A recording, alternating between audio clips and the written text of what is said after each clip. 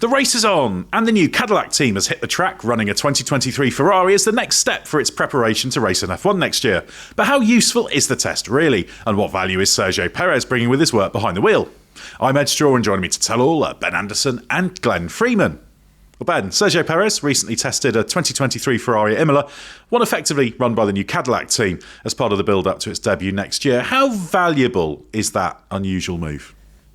Well, I think it has some limited value for the personnel, because there'll be people who need to shake the rust off, having not been in F1 for a while. Perez himself, in fact, not having driven since December last year for Red Bull in Abu Dhabi. So there's value in that. There's value in working together, establishing some relationships on the ground and some methodologies, communication, etc. It's a bit like, I guess, a pre-shakedown. You just get some of those jobs that you need to do and you can only do at the track ticked off. But it's not like having your own car. So the value kind of runs out. And I'd say it's definitely inversely proportional in terms of value compared to how cool it was to see a deliveried black Ferrari with a driver with a black helmet. Like, that has absolutely flown on our social media and on our YouTube platform in terms of video. So really, really cool to see. I think for fans and media, probably way more valuable than it was actually to Cadillac. Well, Glenn, you must have been excited about that with your metaphorical Bring Back V10s hat on the black Ferrari. That's very retro, isn't it? Yeah, we had a bit of a look back, Ben, Matt Beer and myself, and I think we've decided that we reckon that might be the first black Ferrari to run in a situation like this since December 1997, when I think Michael Schumacher and Nicola Larini, a favourite of yours, Ed, ran the 98 Ferrari in a black livery at the end of 97. I was confused when looking at that footage to try and verify it because it was on slicks, because they didn't have the groove tyres yet for 98. But yeah, it looked cool then, it looked cool this time. Ben's right, they look brilliant. I reckon if anyone from Cadillac who was involved in it was listening, they think that Ben's maybe undersold the value of the test to those people. Real world running in F1 cars is so hard to come by now that I bet they are very pleased that they got to do that. As we're going to discuss, they're doing loads of prep in the theoretical world, in the virtual world. That's all very useful. You can't beat real world hands-on experience. So I'm sure they got a lot out of it. And it just illustrates how big a task this team's got, because while the other teams, they all exist, they've got their working practices, it's all new for Cadillac. And Ben, the value of this, if we get to Australia for the first race, you're in a Q1 session, maybe they're up against it to qualify, you've got 18 minutes, you probably want to squeeze in 3 runs if you're a team at the back. So making sure you've not got people tripping over each other, making sure that you know what you're doing, that nothing's missed out, that you can focus on getting the car out in the right moment to join the nonsense pit exit queue to try and get a lap in. That is actually the kind of thing that can make the difference between success or failure at the start of the year. And while they're going to be way behind all the other teams who've been doing it for years, just actually existing, not in a theoretical space, but in a real world space where you are actually in that same garage and you can fall over each other, be it cross purposes, or the person who's got to do sort of some important task just knows that, just learns that they're going to do it. So you don't get mistakes made and cars sent out with a wheel falling off or something, which I know sounds a little bit insulting almost, but the choreography, even for the stuff kind of in the garage and all of that, when you're so time limited, it is quite something in F1 teams. Yeah, I think it's a fair point. I mean, even the established 10 teams with their eons of experience relative to Cadillac get this wrong. We're seeing even this year people not make the cut for that final lap in Q1, tripping over themselves, cars crashing into each other in the pit lane sometimes, trying to get into the queue. So it is difficult. Obviously, you can't replicate the pressure of actually being there for the crunch session. So you can try, and you can do, and I'm sure they did do a mock qualifying run where it's like, yes, you've got 18 minutes and now you've got, however long to get to the line, etc. So, yeah, fair point. There is some value to it. There's definitely some value in terms of people who haven't worked together before, because you can start to bring together, even if they've got experience, we're talking about professional people, unless they're all, or some of them are completely brand new to F1 and need to be kind of quickly upskilled and educated on what it's like to be on the ground at an F1 adjacent event. you still need to kind of build those relationships, working practices, and as you say, choreography between people who might not have worked together before, or might not have worked together for a while, or might be completely new to the process. So yes, interesting from that point of view, valuable from that point of view. Good, I suppose, to get your hands on a reasonably up-to-date F1 car. I suppose technically that's where it starts to fall down a bit, because obviously the cars for next year are completely new, chassis and power unit, so you can't really learn anything from that point of view. And that is probably why, apart from it being a financial and customer relationship between Ferrari and Cadillac, Ferrari were quite prepared to give up these TPC days, testing of previous car days, to Cadillac, because technically there's not really a great deal they can learn from it. Choreography is a great word that you've both mentioned. I think it's really easy for us to underestimate that, because when you view it as a fan, or even the media, access to the front of the garages during important sessions is so limited for everybody. Even on TV, you're only going to see it for a few seconds. Were you to watch a fixed camera looking into a garage for even 10 minutes, you'd see all of these things that look like they're happening just kind of naturally or incidentally. I'm sure it is all muscle memory. It's all planned. Nothing there is, when it's all going well, nothing's happening by accident. And when you do put a load of people, as Ben said, this isn't a bunch of mugs who've come from other series who are going to try and do F1. There's loads of people here, but they've never worked together in that environment. So making sure that you do just know, right, I'm going to go this way, he's going to go this way, she's going to go that way. All of those things are really, really important. When you think of how many times things do go wrong in qualifying sessions, even with established teams, so there's lots and lots and lots of moving parts there to manage. I do like the way that Cadillac are going about this, because if you're not competing, you don't have a car, there's a limit to what you can do. And they could have done this with an F3 car or any old single-seater, couldn't they?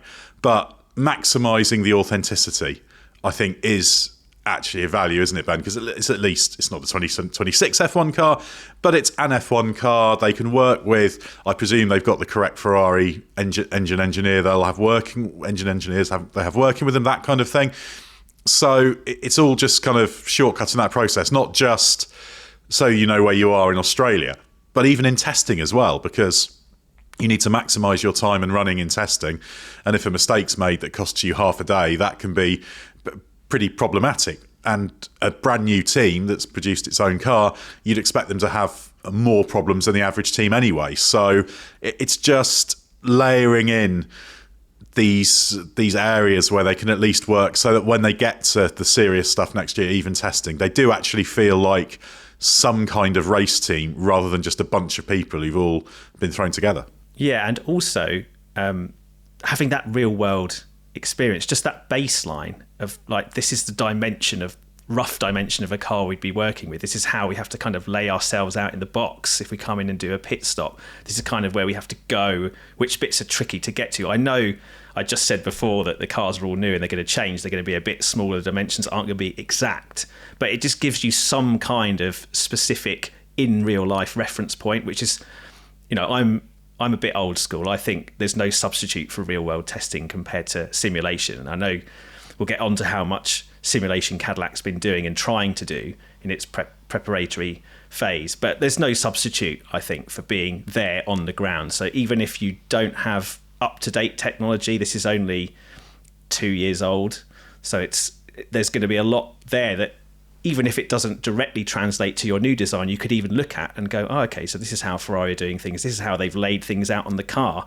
This is how they've tried to get around tricky things like if a mechanic has to take the engine cover off or the side pods off, how have they worked around those things that need to be done in super quick time rather than, things snagging on each other, or, oh, we can't reach that bit without taking 4 more other things off that we don't need to touch. So there's these kind of very specific, not intangible, but certainly to the outside world, intangible things that, yes, you can't really learn unless you're on the ground working on a real life car. Your point about the engine engineer, Ed, I think is really important in terms of why do it with an F1 car rather than an F3 car. It is little things like, and these are unseen, how long it takes to prep an F1 engine before you can start it and before you can send it out and all those sort of things. Yes, you could simulate that if you had an F3 car, but you would kind of have right, we've got to wait another 14 minutes because everything's not quite primed for us to switch it on yet. Actually having that really going on in the garage is a different sensation to having to simulate those delays, even with a real smaller, simpler car in the garage. So yeah, I think anything you can make real rather than theoretical is well worth doing. I do like this whole program they've put together. They call it Race Ready internally, and they've been simulating these race weekends. They've been doing race weekends kind of in real time alongside the actual race weekends in terms of doing the whole timetable. So it's as if you're doing it to the point where you think, okay, well, actually, for half an hour after qualifying, the drivers will be doing TV pen stuff and they won't be available. So you have to know that your driver will not be there. So you've got to do other areas, other aspects, the debriefs here, and just making sure everybody's used to the geography of the weekend in terms of the timeline, if you can use geography for time. And again, just all of these things are important because in terms of those simulating race weekends, it's not just the operational personnel at the track, is it? You've got the race support stuff from the factory, etc., how you communicate, how you interact, just all that familiarity of what happens when. And every single team in F1, in terms of the kind of the big picture, they're all doing pretty much the same thing on pretty much the same schedule. But as soon as you look into the detail, everything can just be a little bit different. And just again, that familiarity. So you're not getting to Australia and someone's thinking, oh, we really need to do this with Checo now. Where is he? We're waiting for him. It's like, oh no, we know Checo's not going to be here for another 20 minutes, so we don't need to worry about that. And it means you can just devote that time that you could be running around looking for Sergio Perez. We've all been there trying to find Checo. You can actually get on with it. And Ben, as you say, real world experience is the best thing, but there's no real world experience available. So doing this sort of thing, and even going to it took a little bit of work to be allowed to do this because obviously all F1 teams are super suspicious. So yes, so there were a lot of hoops they had to jump through to be allowed to do this because, as we said, they had to take TPC running from Ferrari. It's not kind of they've taken the car to do their own running, which I know is a technicality, but it's all connected to the way the rules work, etc. This will not have been an easy thing to set up, but I imagine it'll make everyone feel a lot happier once they've got through it, even just down to testing equipment and that kind of thing. And it's like, oh, there's a dodgy wire in this we need to change. Just proving things out in a real kind of F1 circuit garage all makes a difference. And I'm sure there's loads of peripheral stuff that's going on you wouldn't even think about, that they're just checking, right, make sure that's all working, just infrastructure in the garage, etc., that's going on. I think that the point you made about the suspiciousness that's inherent to F1 teams, I imagine it's to Cadillac's advantage that no one's really talking them up. No one's really seeing them as a threat. So it's much easier for everybody else in F1. I mean, the benefit to Ferrari is obvious. You know, it's not as beneficial to Ferrari as it is to Cadillac, but it's still beneficial to Ferrari in terms of establishing that relationship. As you both said, the engine engineer on the ground, even if that person changes just how you interact with that person, how you deal with the engine. For the rest of the teams, they would normally be all over that kind of thing. But I think they just think Cadillac as a startup, there's no chance they're going to be bothering us next year, so actually why not help them? It's kind of good PR for F1 to be like facilitating this opportunity for its newest works team to hit the ground running. On the simulation side, I think that just shows how far simulations come on in the 14-15 years since we had start up new teams from scratch, not including Haas, who obviously did a very specific customer thing. You can't ignore this kind of thing. This is how you work in F1 now. It's all about having, even if you can't have the event on the ground while you're doing this prep work, how you simulate things back at base is just as important. That's part of the constant feedback loop through a race weekend. So you have to establish that bit of the operation, and that's the bit they can really control at the moment. So I applaud that work. I think it's essential work that they're doing there in terms of just understanding how the race weekend works, how all the bits fit together, and having that global view as well. I think it would be very easy to get just tunneled in on the car, which obviously is the most important thing to try and work on and get right for next year, and just think we all have to just think about the car, the aero numbers, how the engine integrates, and that's it, and everything else will follow. But it's not the case. Those extra bits, 5-10% from how you do things operationally, people not being distracted, or at least being ready for things that will crop up, is very important. I mean, how often do we talk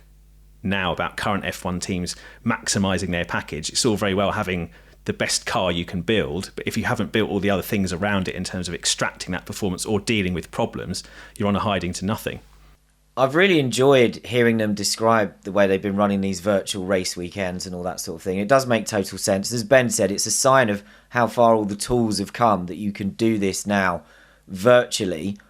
I'm looking back inevitably further than sort of 10, 15 years ago. This made me think of Toyota in 2001, where they went to as many Grand Prix hosting circuits as they could when the races weren't there, and they ran their race weekends in the real world. That's how much the world has changed, how F1 has changed, how simulation has changed, how the rules have changed. That, you know, Toyota built a test car and then tested it all over the world and were doing this stuff for real. Now you can do all this stuff virtually, and it's the same task, just tackled in a really different way. And the whole thing tells you how big a task Cadillac have got, because we've already got the established teams talking up how challenging 2026 is and the new cars, etc. And they're teams that are all fully established, used to the way they work, whereas Cadillac's got to do all of that other stuff as well. And it's so important to do everything they can on this, because we could then go to Australia and they could very conceivably be up against it in terms of qualifying. I've sort of said before that for me, for the first year, considering the team won't sort of have its facilities in the UK complete on where they are until well into the season. So if they can go to races, regularly qualify, consistently qualify, run reliably in races at a decent speed, even if off the back, I think that's a success for this team in year one. Yeah, I am pessimistic about how well they can do. I don't think they're going to be, pulling up trees in their first year, but I'm not sure they'll be miles off. I've been thinking about this 107% thing and whether they can even qualify.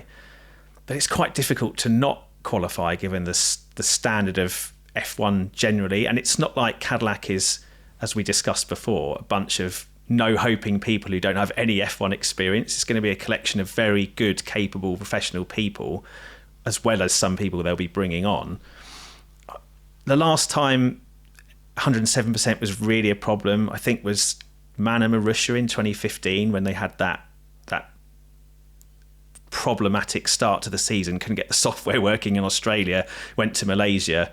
We discussed this, I think, on an episode of Bring Back V10s, and then had to be let onto the grid based on practice times because qualifying was a disaster. And that was a team with basically no resources.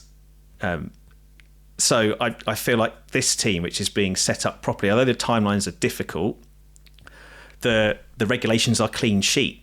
So in some ways that gives them not an advantage exactly, but they're not going to be going up against necessarily the best version of all the other 10 teams either. So I think as long as Ferrari don't absolutely ruin their chance with a bad engine, which did happen in 2014, the last time the engine regulations were massively overhauled, then they've got, I think, a fighting chance. And I'd be amazed if Ferrari make the same mistake with this set of power unit regulations as they did in 2014, as well as actually I think it not being as much of a departure as it was from 13 to 14. So I think probably overall, if you add all the ingredients together, Cadillac have a good chance of being respectable, especially if one or several of the other teams and manufacturers mess up in the early part, either because you've got new manufacturers coming on the engine side who haven't understood the rules properly or have underhit their targets. The likes of Audi, for example, could be in that camp. Or you've got race teams who have been distracted by their 2025 championship fight and are just starting the season behind the curve. Yeah, where they might hit a bit of trouble is if Ferrari underperform a little bit, because we could see bigger differences in performance in the power unit package. And if Ferrari get it wrong, and let's say straight away in the power unit you're giving away 1.5% of your pace, then that's not ideal. But it's also worth remembering that Q1, it's 107% of Q1 pace, so that's not 107% of pole pace. So you're right, they should be all right, but I mean they're not sort of talking about 107% as a problem, but I think that's how I'm looking at it in terms of the absolute baseline for what is what needs to be done to achieve a successful season. Let's talk a bit about Sergio Perez now, Glenn. He's in the unusual position of having gone from the best team in Formula One, albeit the second driver in Red Bull Racing. Might not feel like they're in the best team in Formula One based on experience over the past few years. But now he's in a team that should be the worst next year, upbeat about the challenge. But is there not the risk that a couple of days driving a Ferrari F1 car again might be the best thing he gets out of the next 12 months in terms of experience? It's going to be a long, hard slog. Yeah, I really like that he wanted to come back, and he didn't want the way his Red Bull stint ended to be the end of his time in F1. But in these situations, you always wonder how long until the novelty wears off. And Ben mentioned the 2010 influx of teams earlier. I'm kind of comparing this to like the likes of Jarno Trulli and Timo Glock, going and joining those teams, and you're very enthusiastic at the start and you can talk up the fact that you know there's not going to be results, but your experience is really valuable to the team. You like to help out at the beginning, make a real difference, but there's also that risk that you just become a bit of a frustrated kind of non-entity at the back. Ben made quite a good case for why we shouldn't expect this team to be miles off the back, but if they are locking out the back row every single time, that story will wear thin quite early on, other than for people who want to keep pointing out how bad it is that this new massive manufacturer back team is coming in and is doing such a bad job. So Bottas and Perez are great signings for Cadillac. I know some people think it was uninspired, but I think it's exactly the sort of drivers you need. Experienced, reliable, solid drivers who have quite recent experience of how top teams operate as well. So the team will get loads out of the drivers being there. I do wonder if it goes badly, how long it will be before the drivers go, this is quite a well-paid job, but I'm getting a bit fed up now. I think it will be a little bit easier for Bottas to handle, just because of the last part of his Sauber chapter was very much that. I mean, I think Ed and Scott made the joke on the last F1 podcast about how Sauber were inverting the F1 classification, and Bottas was very much part of that. So, I mean, you could argue that will make him less tolerant, because it's like, oh, I'm doing this again. But I would say probably he's more prepared for that. Whereas I know Perez's time at Red Bull was frustrating and disappointing, and he had very many below par performances, but I think that the drop for him will be quite big. Obviously, both of them are staking their limited, let's say, I think it's fair to say, F1 futures on Cadillac rapidly developing, and it obviously just being a big deal and a new and exciting project. I think that will carry them a long way. Just the gladness to be back, the fact it's new and exciting, but obviously they're also in competition with each other. I feel like the medium term is, at best for them, one of them hangs on to a seat, and then Cadillac brings in either Colton Herta once he's proved himself in F2 and ready for F1, or because Cadillac is so competitive and great, and Bottas and Perez had the foresight to pick them or sign up for the project rather, other drivers are looking at that team going, I want to be there, and that's when it becomes more difficult for both of them to make their case, I think, unless they're just so reborn that their performances are unbelievably outstanding and Cadillac doesn't need to look outside. But I mean, knowing what we know about the drivers as good as they are, I find that hard to believe. Yeah, the key for the drivers will be not focusing on the drudgery, but focusing on the bigger picture. I think they're both going into it knowing this is going to be the challenge, but until you get into July and you've had your 11th consecutive Q1 exit, battling at the back, etc., then that's when the reality sets in. But you have to say, Glenn, this does show the value of the experience, because you think about Perez in that Imola test, the amount of things he can bring to the table in terms of, actually, for this process, do that.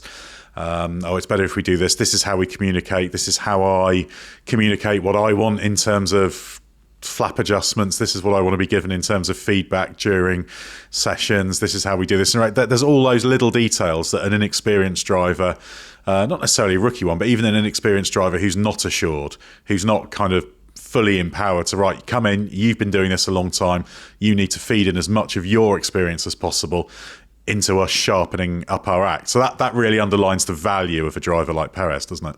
Yeah, this project is too big and will be too much in its infancy at the beginning that it could crush the career of even a superb young talent. There would be no point them going, we think we've unearthed the next superstar rookie, the next Max Verstappen or whoever. You still shouldn't put him in this team because it just would not work. And you're right about Perez being able to say after this test, oh, I want this done this way, or I want to debrief on this, or I want this piece of data ready for me as soon as I get out of the car, when I'm sat in the garage looking at screens and paperwork.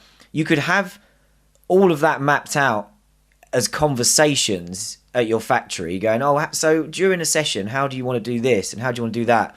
We're all the same. If you talk about how you do your job, it's never quite the same as when you're doing it in a live environment and then something comes to mind that you didn't think of, or you think you do something in a particular way, but when it actually comes down to it, without even thinking about it, you're doing it a different way. So, yeah, the team will get a lot out of knowing what Perez wants, and it really helps that Perez is coming in with so much experience in various teams. Obviously, the Red Bull experience is the most recent, but he will know what he wants because he'll have had it in ways that it does work and ways that it doesn't work over many years in F1. And the same applies to Bottas again. I actually think it's really good that you've got two drivers with two really different experiences, because there will be things where Bottas can say, even from what he's observing this year at Mercedes, he can say Mercedes do it this way, Perez is going on Red Bull, do it this way. And obviously they can have a fight because that's an argument about Mercedes and Red Bull, but Bottas's Sauber experience will be relevant as well. You guys mentioned the fact that Bottas has experienced what it's like to be at the back of the grid and to try and fix that and how to deal with that.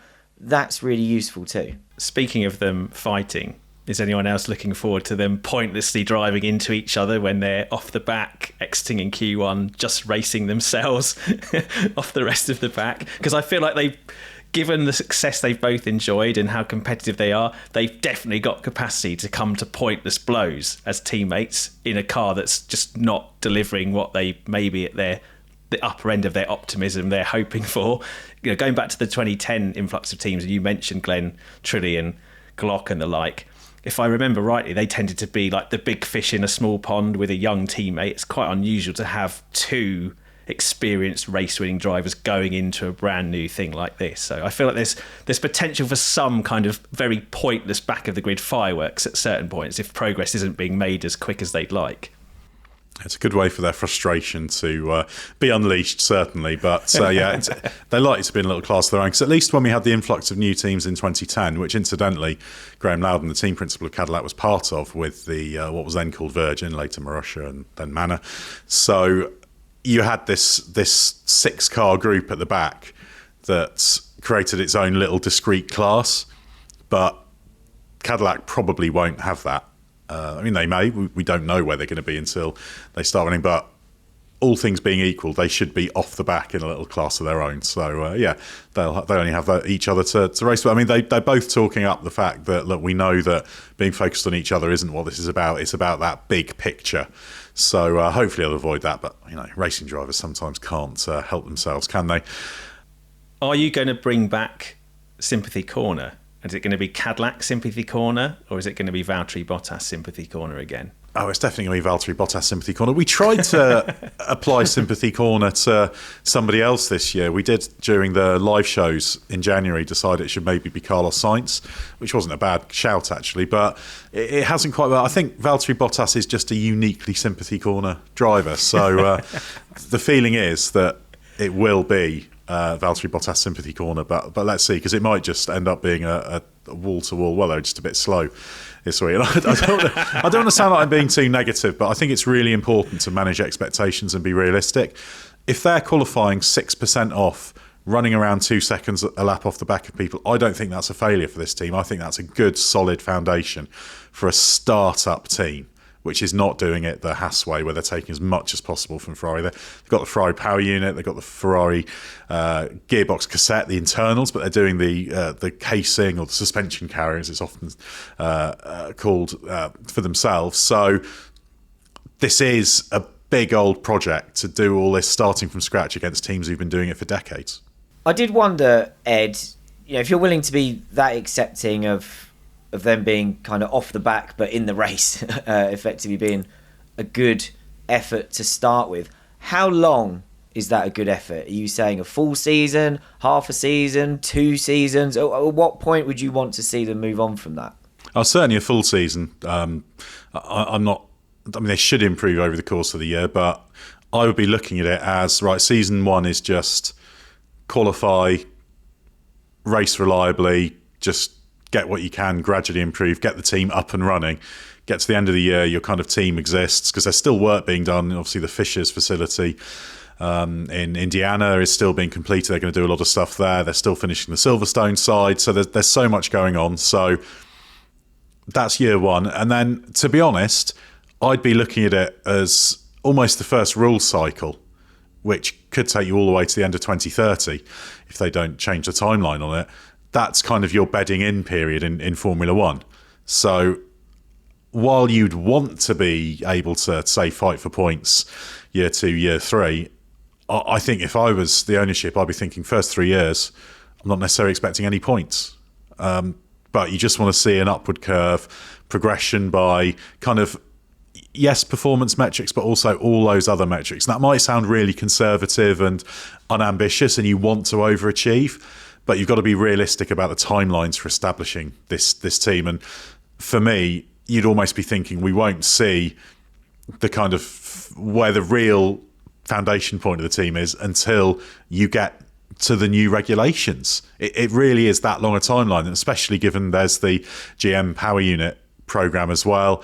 Obviously, exactly what happens there depends on the engine rules, etc., etc. But that's kind of what you're working to, the point where you have your full works team in operation, which is going to be a good few years down the line. So I'd be, if I was the investor in this team, I would be taking a very, very long-term view on this, and I wouldn't be concerned if I wasn't scoring points in year 2, even year 3, to be quite honest.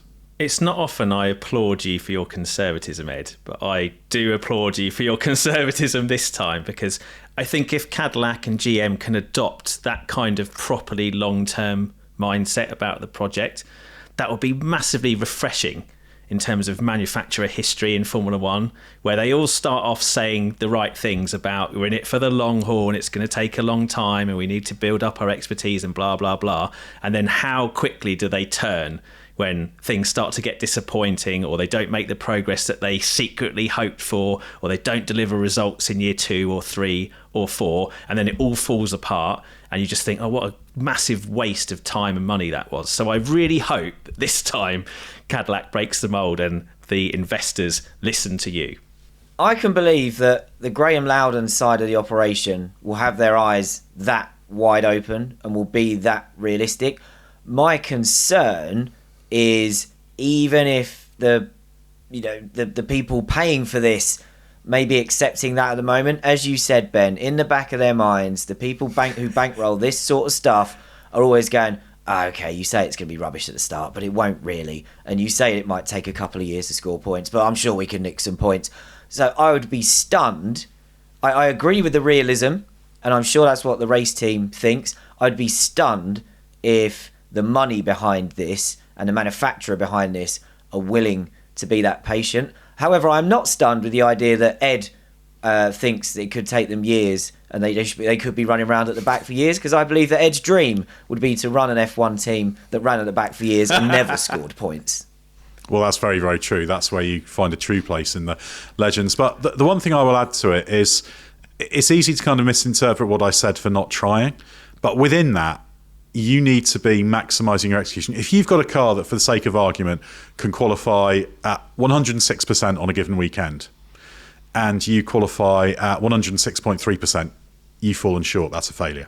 You've got to execute, maximise. If you can do a race and you should be 2 laps down at the end and you're 3 laps down at the end, that's a failure. So that's the mindset you adopt. It's get the most out of everything. It's not just sit on your hands and wait for things to happen. You push and you race and you qualify and you do everything as if you're fighting for victories. And you find a way in the team culture to really push for that and make sure that that's what you said. Not the kind of arbitrary, do you score points, this, that and the other. It's right. We need to develop the car like this. We need to make that progress with the car. We need to get the most out of it on a weekend like this. Those are all the metrics that you need to create to measure yourself against. And that's how you create kind of a slightly different framework of success or failure. Because it's not just a case of just hang around for 3 years and then everything will be good. Because if you just think, oh, things will be great in 2030 if we just go through the motions, they won't. Because if you have that mindset of we're going to be last, so we're just gonna not worry and just be last, that's not it. It's like, you will, if you're going to be last, you be the best last you can possibly be. Because then when you've got a car that's good enough to be sixth best, you're getting the most about it. Fifth best, second best, first, the fastest car. It's the same challenge, provided you have that correct mindset in place. And that's a team culture thing. And that's the thing that's being built up at the moment. And that's what I'd be drumming into people. It's like, forget about points. It's about maximising everything we can do within the context of we're a brand new team. You're absolutely right, Ed.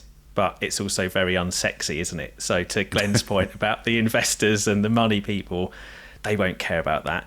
That culture sounds exactly like the kind of culture Fred Vasseurs trying to work with at Ferrari and instill. And that's going really well. Exactly. You still have El Presidente coming out and saying, well, this bit's really good, but this bit's not very good, and the drivers need to shut up. So it's so hard to achieve in reality. But you're absolutely right. It's exactly what they have to do. They have to be totally focused on always be better, working with what you've got and then trying to make what you've got better. But that will inevitably run up against the pressure of, why are we pouring in gazillions of dollars just to finish at the back? Yeah, and it'll be necessary for the GM side and the Tauris. Obviously, Tauris is the sort of the overall owner of the team. They need to really be on board with this and just understand that this is a really ambitious project. They've said that their ambitions are limitless long term, but to achieve those limitless ambitions, if you want to do it in Formula One, you've got to be super realistic and accept that it's going to be some hard, potentially very, very boring graft in terms of the results you're getting early on. That's your foundation that you build up from, and that's the thing that I think you've got to be instilling into your team, and then make sure you're getting better. If you keep getting better every single day with a team, eventually you'll get to the top, and it doesn't matter whether that's next year, whether that's in 2030, whether that's in 2035. You just need to work through the process as quickly as you possibly can. We should briefly talk about Perez in the Ferrari context, shouldn't we, Ben? Because he turned his back on the Ferrari Academy to drive for McLaren in 2013. What do you think might have happened if he'd not taken that course? Would we have got very used to the sight of Sergio Perez in a Ferrari F1 car? I'm not totally sure on that one. I feel like if you reimagine that period of his career and he stays at Sauber rather than goes to McLaren, I mean, there's the question of who goes to McLaren, but presuming it's not Nico Hülkenberg, then he has a season alongside Nico Hülkenberg at Sauber. But they're kind of I think it's kind of the inverse of what happened when they ended up being teammates at Force India in 2014. Like Hülkenberg's just a bit more, I think he comes in, and because he was performing so well at that point, I think Perez, even though he's incumbent, he doesn't get to shine in quite the same way. They were always quite evenly matched, and I feel like that would probably have put the brakes on Perez's momentum in terms of being considered for a top team. Obviously, we know how the McLaren stint went. I don't think he was quite ready for that level of Formula One at that time, and really that kind of broke his career. So at the same time, without having that experience, I don't think he then becomes the driver he did at Force India, because that period was very important in terms of rebuilding him. And going into that team, they were very focused on listening to the drivers, working with them, trying to build on their foundation. So it's interesting to me, that inflection point, whether he continues a trajectory of developing, or actually his development becomes stunted because he hasn't had the McLaren experience and the full realisation that I'm not what I thought I was, because I just don't see that happening without him getting that kind of plonk into a top team, baptism of fire. And I don't really see it happening at Ferrari if he'd stayed. I know they were dangling the carrot in front of him, but I don't see how they get to the end of 13, think, okay, we're going to replace Felipe Massa now, and they go for Perez. I feel like they would always, especially that version of Ferrari, was all about trying to sign a big name, somebody with lots of wins behind them, even a championship, and Perez would have just been too far down the queue, I think. But let's assume that they did.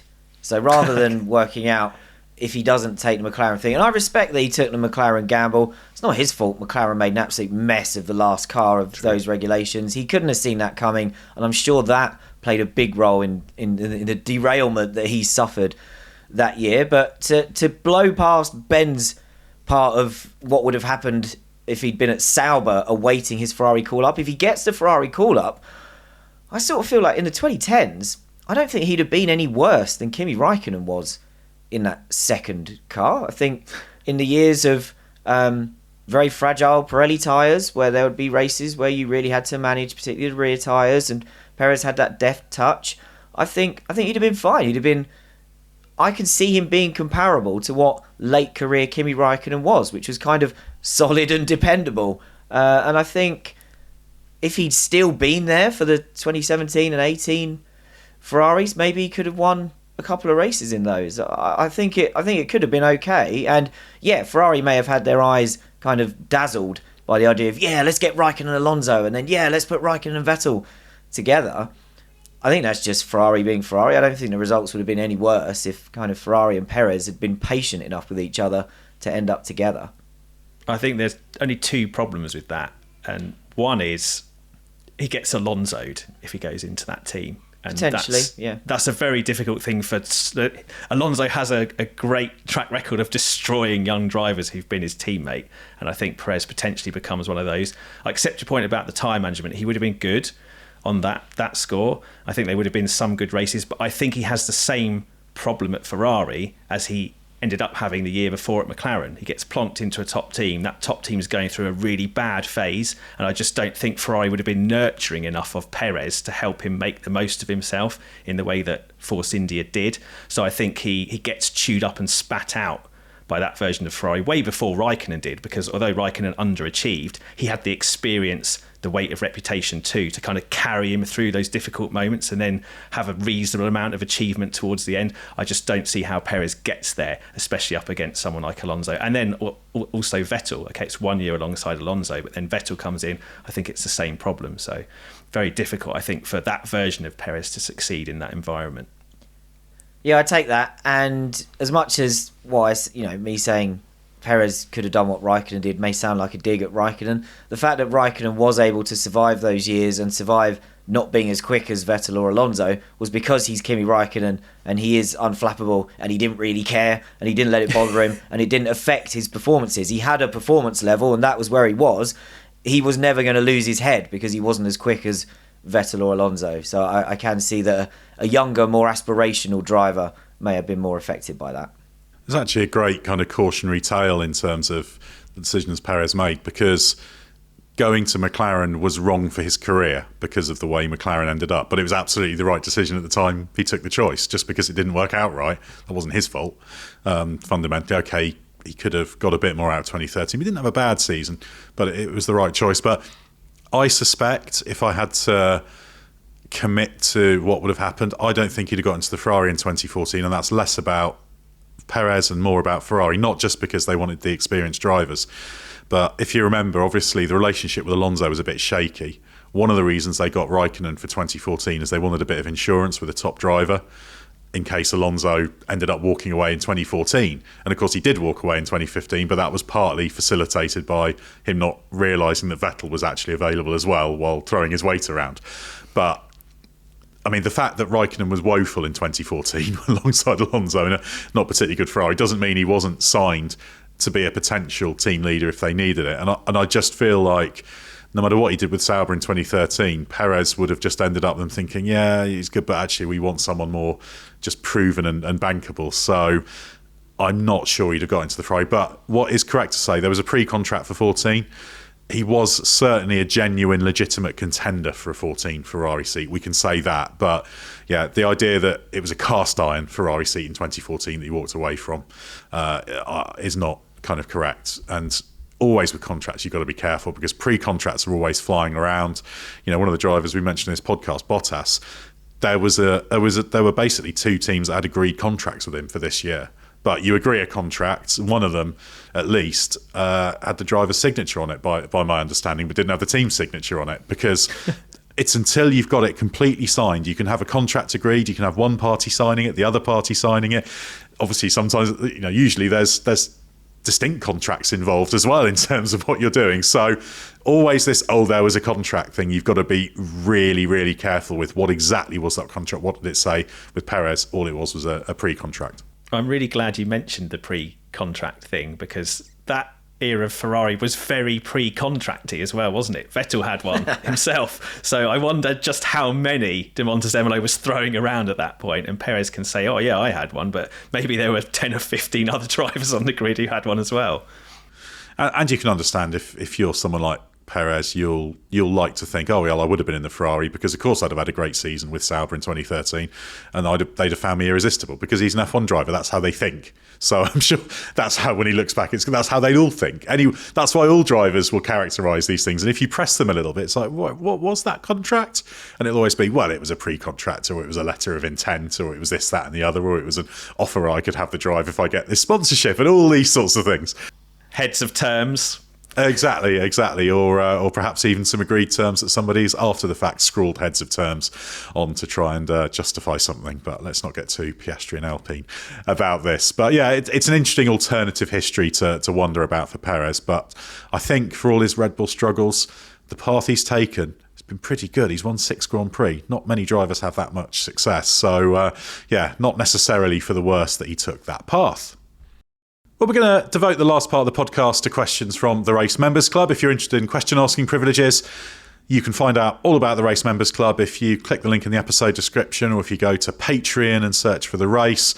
Loads of stuff there, thriving community. We do extra videos, extra podcasts. Really, really enjoying all the content that we produce there, which is distinct from our wider output. So if you're interested, take a look at it, and you may even be able to ask us some questions on this podcast. But Glenn, first question for you from Capex. Lewis Hamilton's stint at Ferrari has been even worse than his final season with Mercedes. Do you think it's time for him to consider leaving on his own terms before Ferrari decides to release him? I think his plan will be the same as it was when he took this drive, which is it all comes down to the 2026 Ferrari.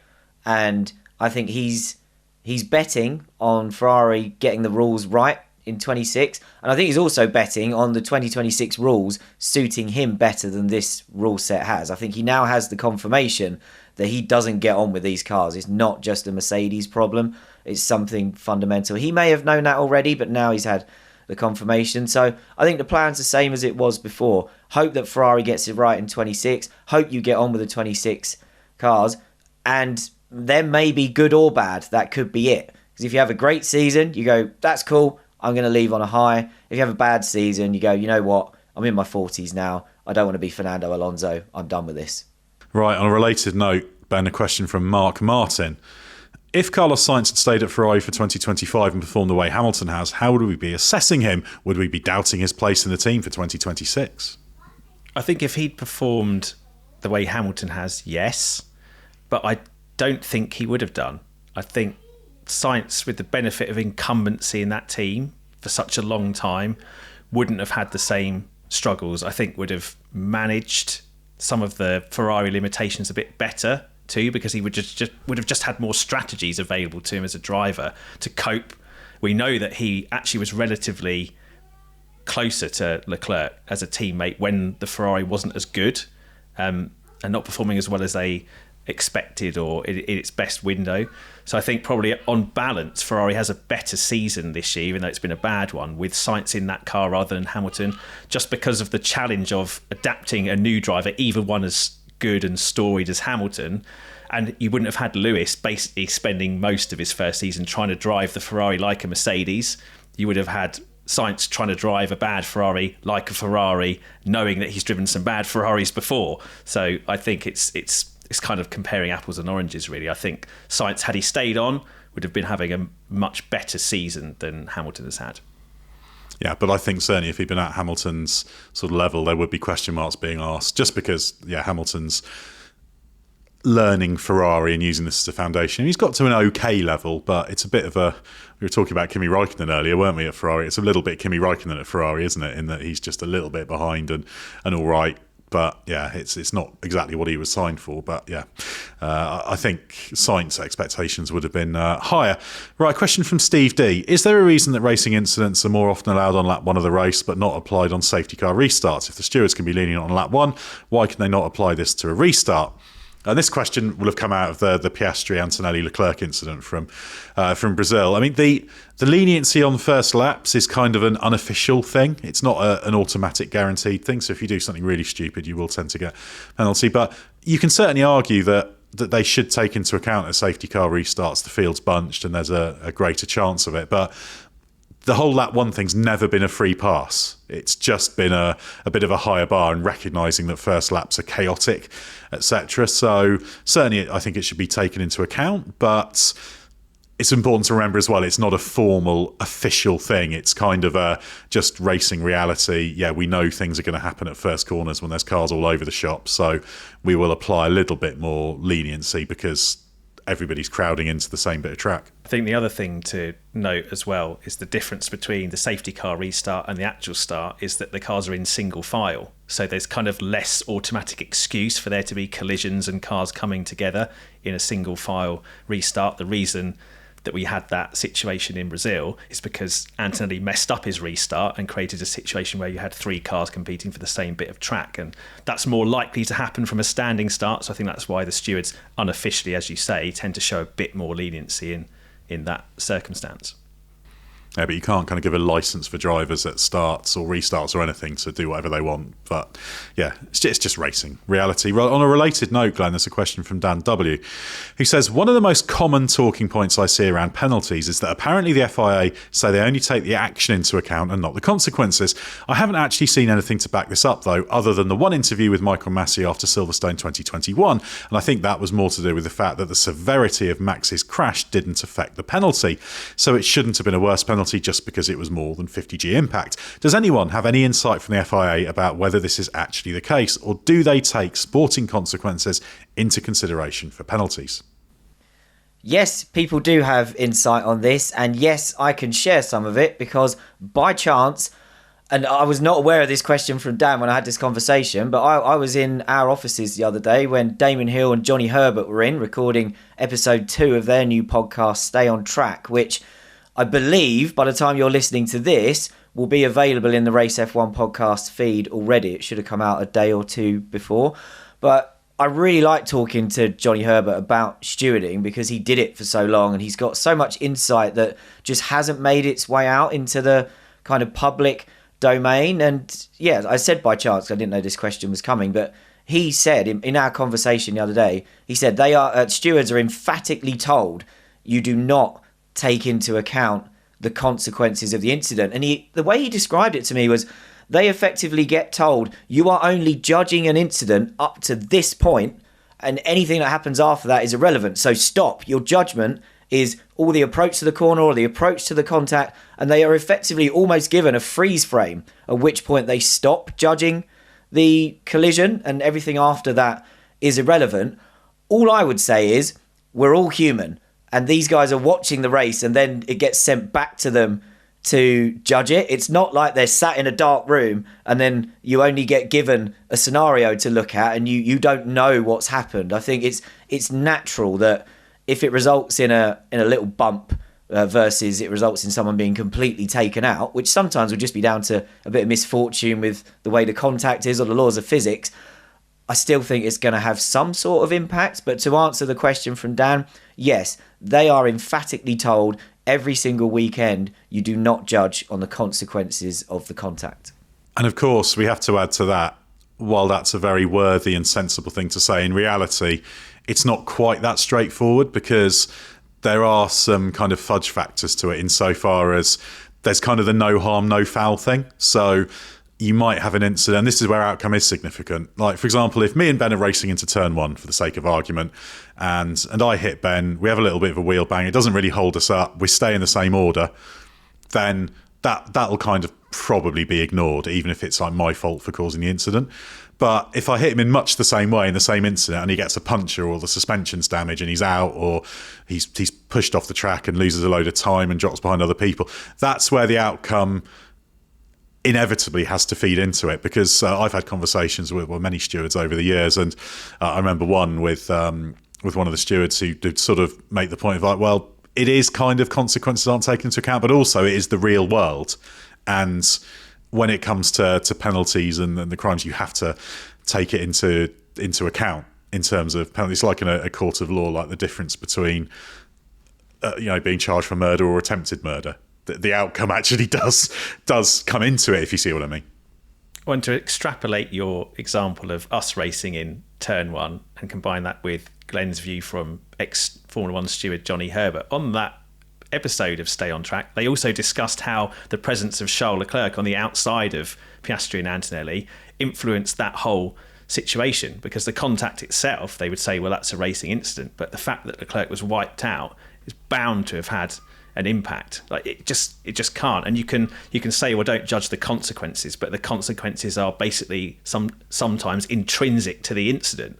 And to me, there's no way that Piastri gets penalised if he bumps Antonelli has a little slide like he did, and then they just carry on, and Leclerc either was already ahead of them or was stayed behind them. It's only because of the consequences of wiping Leclerc completely out of the race that had to be a 10-second penalty in the eyes of the stewards, as far as I see it.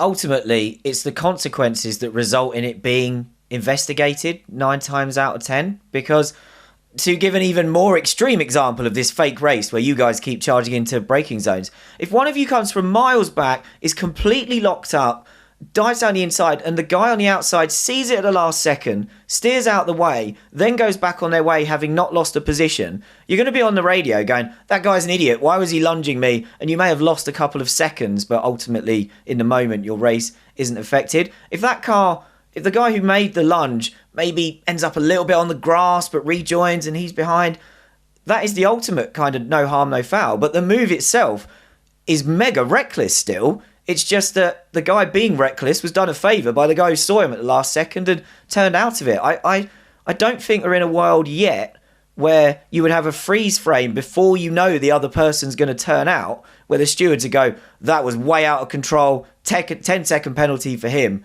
You see the fact that there was no contact and everyone kind of went on. Consequences are what results in the investigations, as far as I can tell.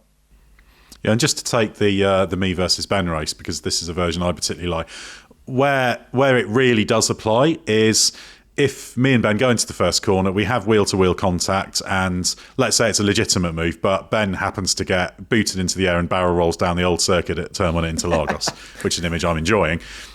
Just because that's had a catastrophic outcome for Ben, that doesn't make it penalisable, if you see what I mean. That's probably an extreme version of the kind of the pure interpretation of this. But the other interesting thing is, let's say we have another one where I'm coming into an Interlagos turn when I'm up the inside of Ben. I have a huge lock-up. Ben, being an aware racing driver, thinks, well, this guy's being an idiot, holds a wide line and just sort of waits and lets me have my moment. And then he goes past and maybe loses a bit of time. That's the kind of thing that doesn't get penalised. And it's exactly the same thing, because Ben could have turned in and been sent barrel rolling down the old track, and then it would be a penalty because you haven't avoided it. So this is where this idea gets really, really complicated. So it's like so many of these sort of things that, stewards in terms, it's like the lap one thing. It's not an absolute. It's a sort of a mindset to have, in that just because somebody, to come back to the original question, just because someone's had a huge impact as a consequence doesn't mean it was automatically an egregious driving offence. Equally, if you just get tipped into a harmless spin, that doesn't mean it's a lesser offence for the same thing as the one that sends Ben barrel rolling down to downtown Sao Paulo. Can I just quickly say, I really want to see this Brazilian Grand Prix where every lap at turn 1, you two are lunging each other. Sounds absolutely amazing. Can I just say, I would definitely expect you to outbrake yourself massively and therefore would take the wide line. if I've got a choice to make, that's the choice I'm making if I'm racing against you. Right, Ben, a question for you from Michael Griggs. I'm confused why Red Bull and Racing Bulls would ever want to keep Yuki Tsunoda over Isaac Hadjar or Liam Lawson after this weekend. Well, I don't think they want to keep him over Isaac Hadjar. I think pretty much that's a lock, isn't it, that he gets promoted. Not only because he's had, in my view, a really impressive rookie season, but also because even from the very start of that season, by round 2, he was out qualifying Tsunoda in the same team. So if you're seeing that kind of potential from a rookie, although it's a very, very limited sample set, you'd say, well, he's kind of already at the level with all this ability and potential in theory to progress, and he kind of has done. But on the Tsunoda side, him versus Lawson, I mean, they both had kind of similar experiences of going into Red Bull. Obviously, Tsunoda's has been a much more drawn out affair, going in there and getting chewed up and spat out by the kind of Verstappen one-car super team. So I don't think the version of Tsunoda we've seen at Red Bull, and Red Bull will know this probably better than anyone, and especially current team principal Laurent Mekies, because he's seen Tsunoda at his best in the junior team. They won't see this as what Tsunoda can really do. So although Lawson's had a decent run since going back into Racing Bulls and had one or two good races versus Hadjar, wouldn't say he's outperformed Hadjar. So if you're comparing Lawson and Tsunoda, it really comes down to, well, which driver do you think is the better fit in terms of that team's environment? Which driver do you think will be the best benchmark in terms of who we bring in next from outside of F1 and helping them develop? And I would say probably it's a fairly close call on performance, but I would probably give it to Tsunoda just because Racing Bulls really liked him. No one has ever had a bad word to say about his character and how he fits with the team and how he communicates with the team. He's got greater experience in the first instant, and it's not a flashy kind of, oh, now Tsunoda's got a chance to have this great career. Neither of them is going back into the Red Bull team if and when Tsunoda's demoted. So it's really just a case of who do you elongate for a bit longer until you find your next, as you like to say, cab off the rank. And if it was up to me, I would pick Tsunoda for the reasons I've outlined over Lawson. Yeah, it comes down to who was the best option as a Racing Bulls driver, which is a slightly different thing to the world of Red Bull drivers. Right, the final question from Hayden Haslam. We saw Valtteri Bottas in the garage with Toto Wolff during qualifying in the Brazilian Grand Prix. Can you provide some insight onto how these driver contracts work with a driver like Bottas going to Cadillac next year? I would have imagined that Bottas and Perez would be more involved in the mock race weekends that Cadillac has been doing, especially as this season is getting closer to the end and next season fast approaching. Yeah, well, obviously the difference between it is that Bottas is a Mercedes reserve driver. He's contracted to Mercedes for this year and he's got a job to do there, whereas Perez is basically available. So Perez is able to be kind of fully working with Cadillac in whatever he wants to do, whereas Bottas actually needs permission from Mercedes to do anything. So they've let him do a few bits, seat fitting and that kind of thing. But although you could, if you're Cadillac, you could of course ask the question of Mercedes if you're Cadillac and say, well, can we borrow Bottas for this test? But I imagine Ferrari wouldn't be very pleased with Bottas being in an old Ferrari and then going back to Mercedes. So that's the thing. So it's logical to use Perez, but Bottas until next year is a Mercedes driver, and that's why, for example, you won't see photos of him in Cadillac shirts and all that kind of thing coming out because there'll be sponsor clashes, etc. So yeah, Bottas is 100% all in on Mercedes. He's still doing the reserve driver role. He's still at races, and if you're Cadillac, it just makes sense to use Perez, doesn't it? Because he is available, and you don't have to worry about his contractual situation with another team. So relatively straightforward, but it doesn't make any sense for them to try and use Bottas because that would be complicated. So use Perez, and in terms of the kind of race weekend simulations, they've been using simulator drivers for that kind of thing, and they can probably get Perez in to do something. And Perez is trying to be as engaged as possible in that as well. But again, Bottas, despite the fact that reserve drivers, the joke is they spend a lot of time hanging around wearing a shirt, he does do stuff and he does do simulator work. And one of the things about that Bottas deal with Mercedes that's been quite impressive is he's not gone in to be a kind of a super reserve driver who only turns up sometimes. He's doing the heavy lifting and the hard graft there as well, which is to his credit that he went in there to do the job properly. And that does mean going to races, doing simulator work, actually making what contribution he can. Well, thanks very much to everybody for those questions, and thanks to Glenn and Ben for your excellent answers as always. We're getting closer to the Las Vegas Grand Prix, so stay with us for everything you need to know from the world of Formula One.